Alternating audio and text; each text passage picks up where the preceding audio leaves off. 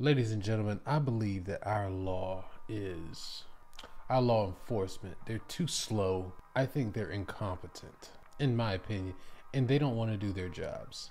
Lazy. Because how can DJ Academics solve a murder, Takeoff's murder of the Migos, within a few days, and the police had a hard time doing so? Why is it that companies like Ubisoft can sell you one product? Let me show you what I mean.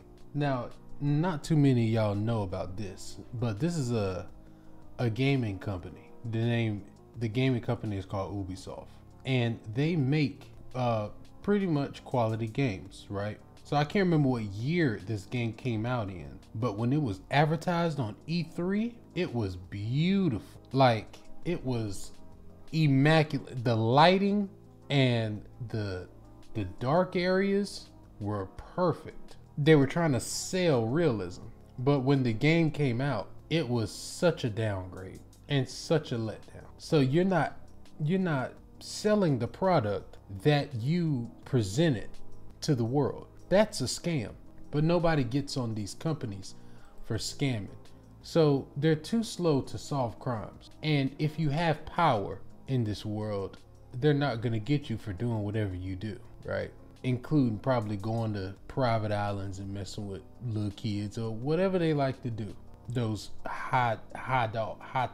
top dogs. And then you have people like this guy right here. Now, he got caught before messing with kids, right? You know, this is not a fucking joke, man. I'm just seldom at a loss for words. You know, 2 years ago you were caught kiss my ass in 4K trying to meet a 13-year-old. Really, I'm not talking to you. He's talking to you. My nigga, this is bullshit, man, that y'all pulling right now.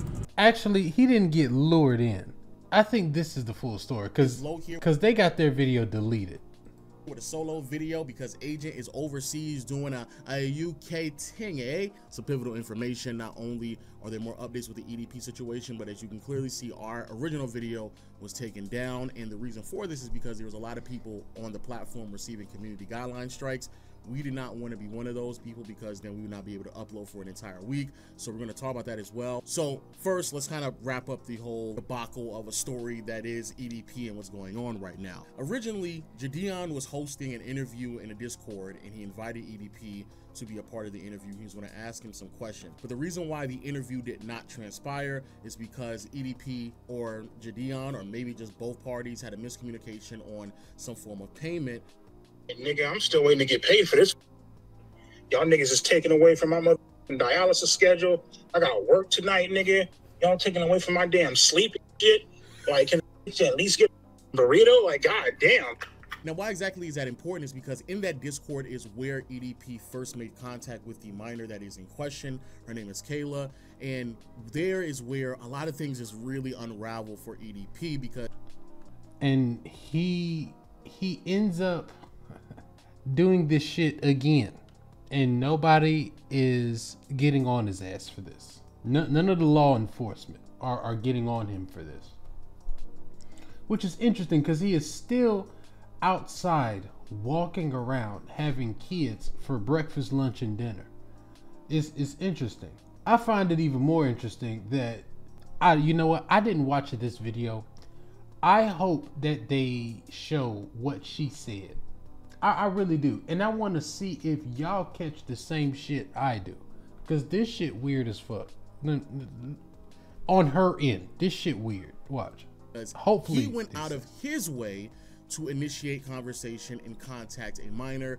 Kayla informed him that she was a minor, and he continued to communicate with her. And EDP first started talking to me when I was 15.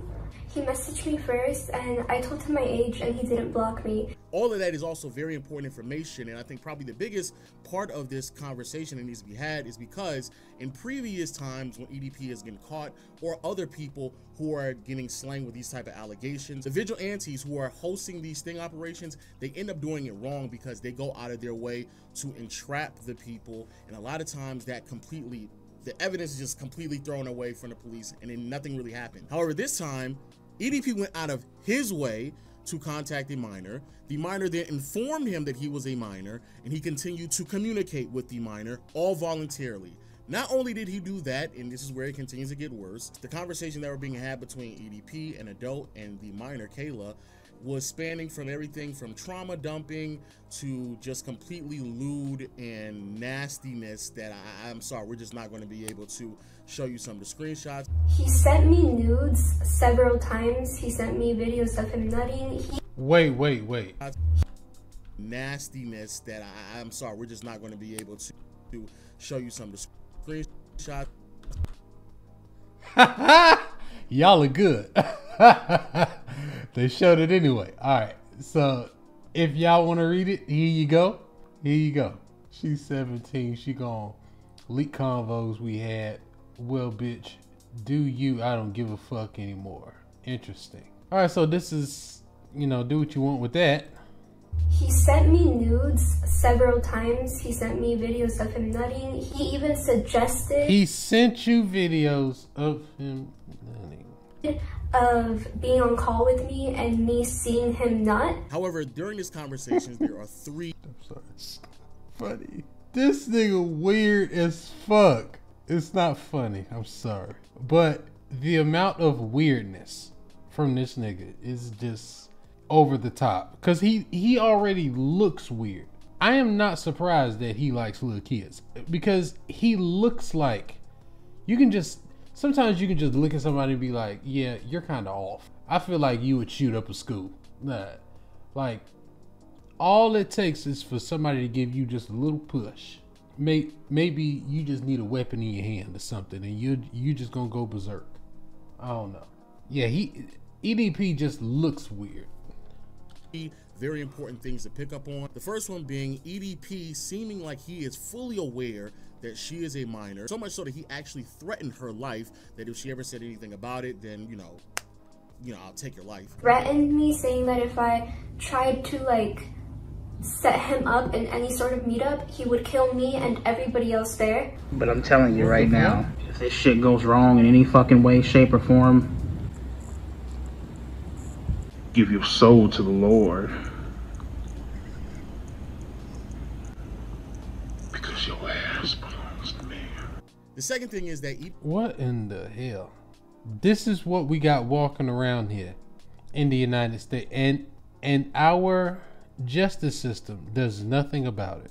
I mean, he's black too. I mean, aren't y'all jumping for joy to put a Negro in prison?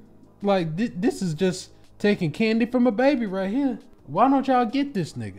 I don't understand. EDP once more acknowledging that she's a minor, trying to find a workaround, and literally says that he was willing to fly her out to Vegas, where the age of consent there is 16. And he would bring up the idea of me going out to Vegas at the age that I am right now and flying out to him to fuck him. To fuck him. And then he wanted to marry me and start a family with me as soon as I turned 18. Basically, he was trying to groom me to start a family with him. Which is gross and disgusting, because that clearly outlines his intent with this young girl. But the biggest thing that I don't think many people are really harping on is that in this conversation, EDP may have potentially confessed to interacting with another minor. I know for a fact he has pictures of not me, but other victims saved on his phone. And these are like explicit pictures of minors that are on his phone. And there's voice messages of other victims that he groomed. I mean, regardless of the situation, Kayla, I don't give a fuck. Like, she's like, oh, I'm gonna ruin your life. Well, if you think that you can ruin that bitch any more than what it's already been ruined, you go right ahead. Be my fucking guest, bitch. Now, what happened from there is not complete. Sorry, this thing is funny. Yo. Oh my god. How is this even possible? How is he still? Well, our justice system is shit. Clear. Somehow Jadeon got the information and got wind of this and communicated with Kayla. Kayla has already been in communication with police. All this information has been withheld from the public for the past couple of months now. So everybody believing that this is like something that happened over the past like week or 2 or 3. No, this is information that has been withheld for a while. All right, so it's obvious that she didn't, well, they edited it out, because I saw their original video. And they took it off, and this is the update. So I really wish I'd have reacted to the original before they took it off. But this little girl said that she Basically, she's still talking to him so that he doesn't talk to any other little girls. What type of dumb shit is that? Bitch, little bitch, you have a cell phone. Type in 911 and give them everything that you know, all the info and all that y'all been talking about, and give him that man's age, his full name, and I'm pretty sure you can get him to give you social security too. Like, why are you putting yourself in this situation when you don't have to be? You are a dummy. And it's because they have been working with the police. When we did this, like, we actually did this like a month ago. So I've been sitting on this for like a month and a half. I was fully expected to like hold on to this for a year and then drop it. The only reason I dropped it today was because the victim, she went public with everything. But when I talked to her after she did it, she was like, yeah, the cop said all good and stuff. So I was just like, oh, okay, so all good. Which then kind of brings me to the teaser video that I think is another big problem. Now, the reason why people's videos get taken down, because apparently this is from Jadion's tweet. If you use that clip, which I'm not going to use right now, I'm just going to make sure some screenshots. But if you use that clip, in that clip, it seems as if like there's some vigilante that is happening in an irresponsible manner, and because there was no police involved, then people who use that clip, and again Jadion who uploaded the clip, all got taken down. And YouTube is doing this to protect themselves and obviously to prevent people from being irresponsible vigilantes on their platform. Now I will say this, I applaud YouTube for doing that. I really do thank them, but here is the problem, and this is where we get into technicalities. The police, according to Jadion, the police were there, but unfortunately, because the police officers were not in the video, then yeah, that's the reason why YouTube kind of bugged out and started taking everybody's videos down who used the clip. The other thing that needs to be known as well is that that is not a sting operation. That is not Jadion setting up EDP and saying, hey, meet me here, and when you meet me here, you're going to see a minor, and then we're going to do yada, yada, yada.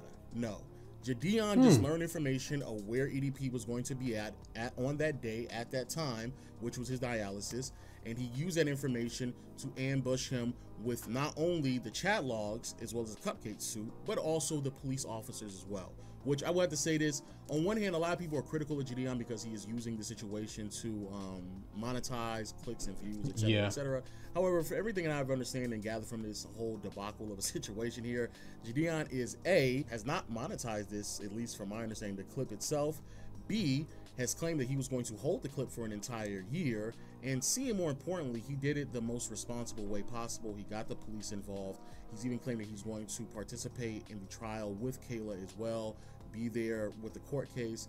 And in my opinion, even though yes, you could definitely argue it's still meant for views, I still believe that the bigger picture here is trying to get somebody who is an alleged pedophile off the streets. Listen, I'm gonna end it right there. If y'all want to watch the video, y'all know where to go. Playback. If he did do it for views, so if he monetized the video, so I guarantee you it ain't gonna be that many cops out here on the street if the government said, oh, you have to do this for free. I promise you it will not be that many cops out here on the street. You damn right I am not going to do all the research, go out my way to try to find a pedophile, and you don't know what's gonna happen after you find this motherfucker. Cause he talking about giving somebody's soul to the Lord. You think I'm gonna do all that shit for free? Bitch, get the fuck out of here. You damn right I would have monetized it. And if I'm a bad guy for monetizing it, hey, do you? You're entitled to your own opinion. And I'm entitled to mine. But I'll be damned if I do that for free.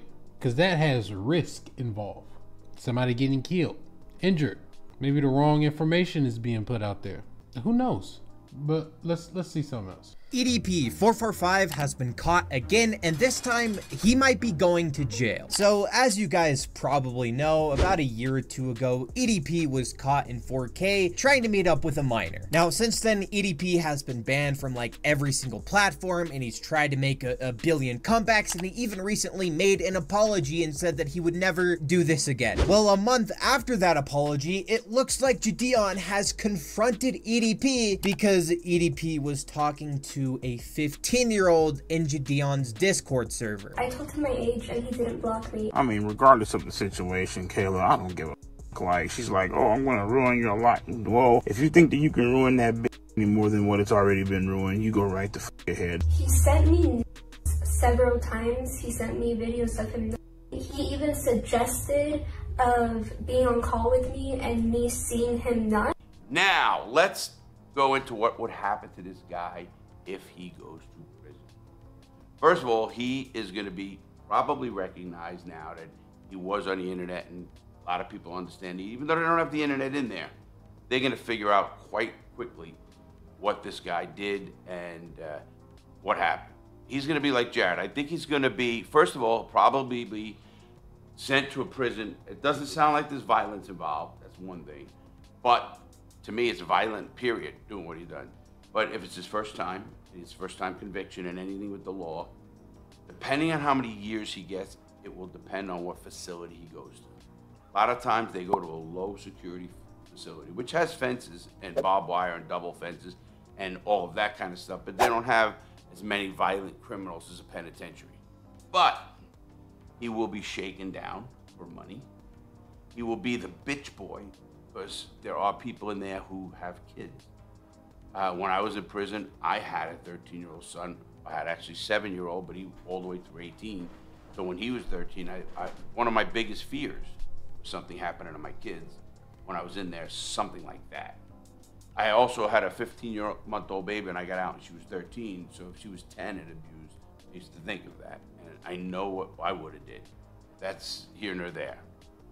So now he gets to prison. He's not going to have any support by guards.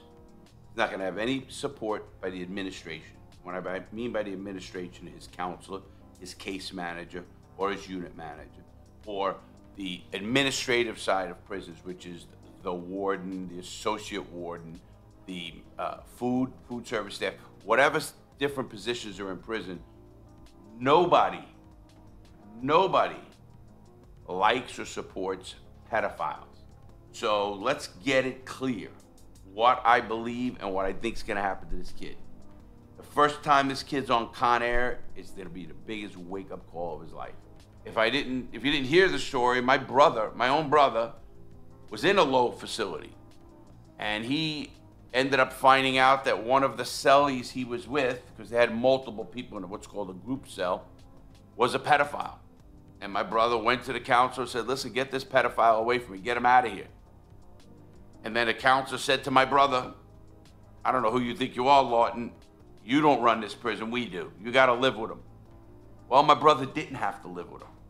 My brother took a lock, put it on the end of a belt, and smashed and beat this guy till he was bloody. He had to do what he had to do. In prison, if you don't know who your cellie is, or if you find out, listen, if you find out your cellie is a pedophile, first thing you do is hit the road, Jack. You know, you're going up top, they call it. It means you're going to the hole.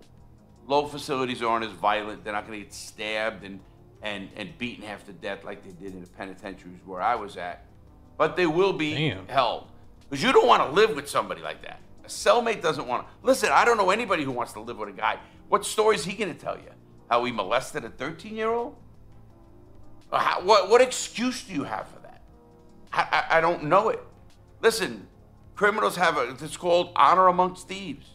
We have a code of criminal ethics, if you want to call them. They're just ours. Now, in this case, his cellie is going to treat him like shit if he finds out, and he will find out. So this guy, no matter how much time he does get, if he gets caught, he's going to have a hard time getting along in prison with anybody.